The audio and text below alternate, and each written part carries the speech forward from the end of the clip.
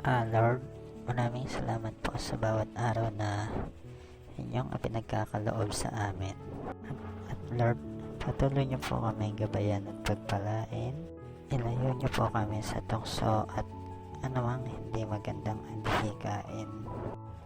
Alam ko po, isa lamang din ito sa hamon sa aking buhay upang lalo akong patatagin.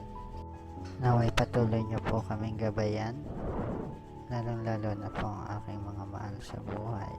At patuloy niyo po kaming bigyan ng malakas na pangangatawan at matalinong isipan. At ako na po sanay inyong pagalingin upang matuloy ang mga magandang adhikain. Yun lamang po ang aking samot dalangin.